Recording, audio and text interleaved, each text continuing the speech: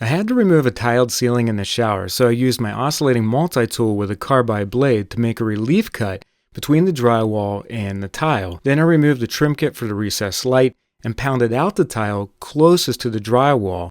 You can see that the drywall is not being damaged because of that relief cut, but I was disappointed no beer cans fell out of the ceiling. I then used a pry bar to pull down most of the tile and the rest came out easily. So I hope these tips help you out.